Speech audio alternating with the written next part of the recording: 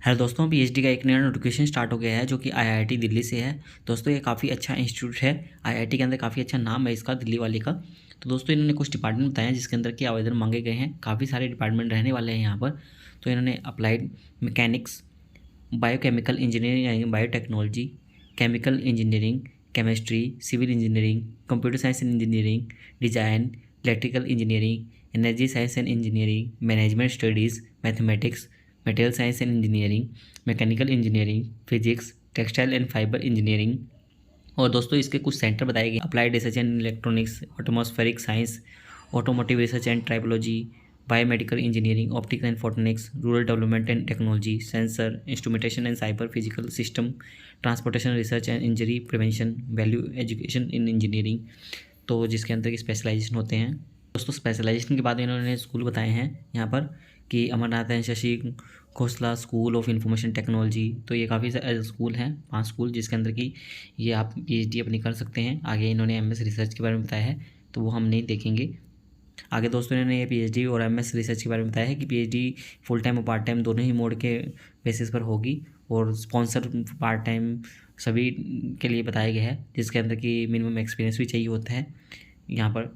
और दोस्तों एलिजिबिलिटी भी बताई गई है कि CGPA 6.0 से ऊपर होना चाहिए आपका जनरल, OBC, EWS के लिए, और 5.5 SC ST PWD के लिए होना चाहिए 10 पॉइंट स्किल्स के हिसाब से मिनिमम, मतलब यानी कि 60% मार्क्स मिनिमम होने चाहिए। SC ST वालों के लिए 55% मार्क्स मिनिमम होने चाहिए।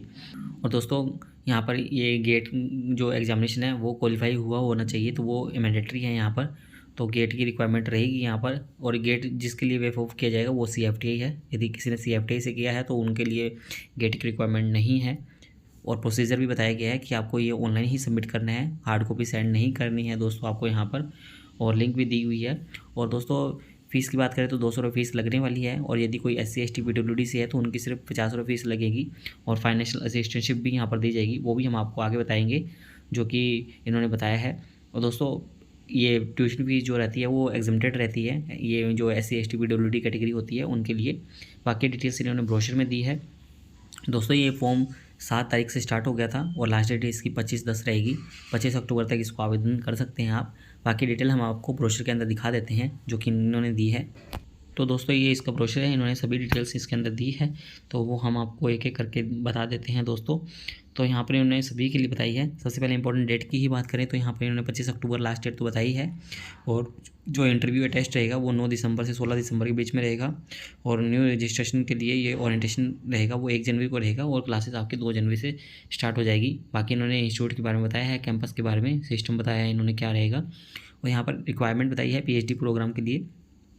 तो नॉर्मली हमने तो आपको बता दी है तो वही रहेगी। और यहाँ पर इन्होंने कुछ और भी डिटेल्स वगैरह बताई है कि ड्यूरेशन ये प्रोग्राम की क्या रहती है। क्वालिफिकेशन लगभग वो MTech वाली चाहिए होती है, और MTech और BTech वाली, तो वो इसके अंदर आवेदन कर सकते हैं। और CGPA भी यहाँ पर बताया हुआ है, नॉर्मली कितने CGPA चाहिए, मिनिमम क्वालिफिकेशन यहाँ पर दिया हुआ है। तो ये पूरी डिटेल आप फिर से देख सकते हैं। यहाँ पर इन्होंने चार्ट के माध्यम से ही समझाया हुआ है कि MTech, ME, MD, M design की डिग्री है तो मिनिमम 60% मार्क्स होने चाहिए, 6.0 CGPA 10 पॉइंट्स के हिसाब से। और एग्जामिनेशन कोई भी नहीं चाहिए, नील चाहिए। और MSc, MBA, MA, MBBS चाहिए तो 60% चाहिए। और UGC, नेट, CISR, गेटिंग वगैरह जो भी है, ये DST, इंस्पायर, ICR, ICMR, ये सभी चाहिए होगा। तो ऐसे ही इन्होंने सभी के लिए अलग अलग बताई है, तो आप देख सकते हैं। एग्जामिनेशन भी बताया है, रिलैक्सेशन क्या क्या दिया जा रहा है SC ST PWD कैटेगरी के लिए। तो पूरी डिटेल्स यहाँ पर दी हुई है। और गेट से वेब ऑफ किसको है तो वो भी नीचे यहाँ पर मैंशनड है कि किसी ने यहाँ पर ग्रेजुएट्स की हो CFTI से या मास्टर्स की हो CFTI से। तो ये काफ़ी डिटेल्स वगैरह लिखी हुई है, तो आप देख लीजिएगा। तो ये डिटेल्स यहाँ पर है। और पार्ट टाइम वालों के लिए भी है कि उनके पास में मिनिमम एक्सपीरियंस तो होना चाहिए। तो यहाँ पर लिखा हुआ है कि जो एम्प्लॉई रहे हो public sector undertaking, government, research development organisation, private industries वगैरह के अंदर, तो उनके लिए भी यहाँ पर एक्सपीरियंस रिक्वायर्ड माना गया है। तो क्या क्या एक्सपीरियंस चाहिए, कितने ईयर्स का चाहिए, तो वो भी यहाँ पर मेंशन्ड है, तो आप देख लीजिएगा। काफ़ी सारी डिटेल्स आपको देखने को मिलेगी। और ऐसे आगे इन्होंने MS रिसर्च के बारे में बताया है, तो हम सिर्फ आगे PhD के बारे में देख लेते हैं जो जो इन्होंने यहाँ पर दी है। तो रिजर्वेशन यहाँ पर देख सकते हैं, सीट का रिजर्वेशन किस प्रकार से रहता है, गवर्नमेंट ऑफ इंडिया के रूल्स के अकॉर्डिंग रहेगा।